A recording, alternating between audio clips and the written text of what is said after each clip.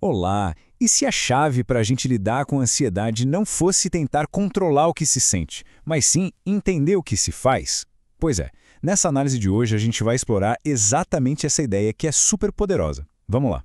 Essa frase soa familiar, não é mesmo? É muito comum a gente pensar na ansiedade como a grande vilã da história, aquela força que nos paralisa e que simplesmente decide o que a gente pode ou não fazer. Mas e se a gente mudasse o foco? E se a ansiedade não for a causa de tudo, mas só uma peça nesse quebra-cabeça? A proposta aqui é a seguinte: em vez de lutar contra o sentimento, que tal investigar as relações por trás dele? Isso pode mostrar uma saída muito mais eficaz. E é exatamente isso que a gente vai fazer agora. Para começar, vamos agir quase como mecânicos de uma emoção. O que exatamente compõe essa experiência que a gente chama de ansiedade? Vamos então desmontar esse conceito e olhar para cada uma de suas peças. Bom, a experiência da ansiedade tem basicamente dois componentes principais. De um lado, o componente respondente, que é aquilo que o nosso corpo faz de forma automática, sabe? E do outro, o componente operante, que é o que a gente escolhe fazer em resposta a tudo isso. O componente respondente são todas aquelas reações físicas que a gente não controla. Pensa só, o coração acelerado antes de uma apresentação importante, a mão que começa a suar, aquela tensão nos ombros, são respostas que a situação dispara no nosso corpo sem que a gente precise apertar nenhum botão. Agora, o componente operante. Esse aqui se refere às nossas ações. Isso inclui tanto as coisas que todo mundo vê, como, sei lá, sair de uma situação ou adiar uma tarefa, quanto as ações que são privadas, que só acontecem dentro da gente. Por exemplo, os pensamentos, como ficar descrevendo o pior cenário possível. E já que a gente falou dos pensamentos, vamos mergulhar um pouco mais fundo no poder do nosso diálogo interno. Como é que essa vozinha na nossa cabeça influencia todo esse processo? Olha que interessante. Por essa abordagem, um pensamento ou uma crença não é uma coisa mágica ou misteriosa. Na verdade, é um tipo de ação que acontece em particular, só com a gente. É como se fossem pequenas previsões que fazemos para nós mesmos. Olha, se eu fizer X, o mais provável é que aconteça Y. E essas descrições, esses pensamentos, podem funcionar como regras que guiam a gente. Uma regra adaptativa como "eu fiz o que pude" pode até ajudar a ter um bom desempenho.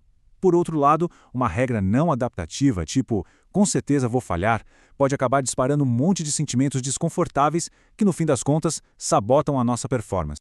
E aqui a gente chega num ponto central. Existe uma forma de mapear todas essas relações para a gente finalmente entender por que certos padrões se repetem tanto. Vamos conhecer essa ferramenta. Essa ferramenta de investigação se chama análise funcional. Ela ajuda a gente a enxergar um comportamento não como uma coisa isolada, mas sim como uma interação, uma dança entre um indivíduo e o seu contexto.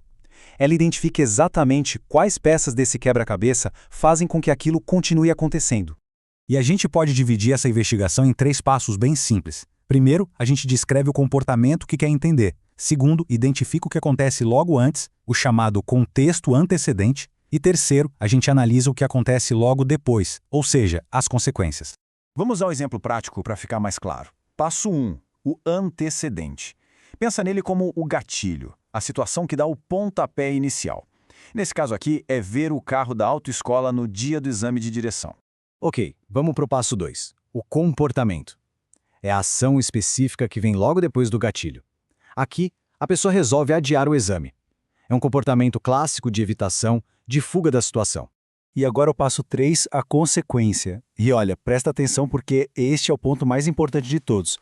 O resultado imediato de adiar a prova é um alívio instantâneo daquela tensão. E exatamente esse alívio que funciona como uma recompensa, sabe? Ele reforça a ação de evitar e torna muito mais provável que a pessoa faça a mesma coisa da próxima vez.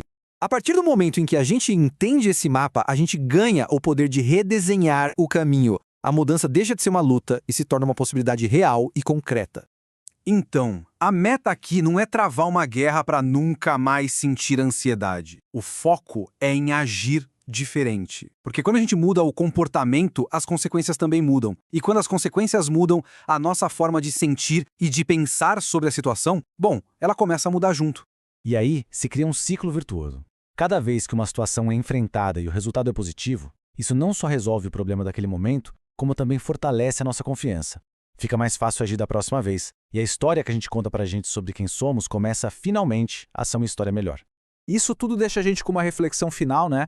Que comportamento do dia a dia, se fosse investigado com essa nova lente, com esse novo olhar, poderia revelar uma história completamente diferente e, quem sabe, um novo caminho a seguir?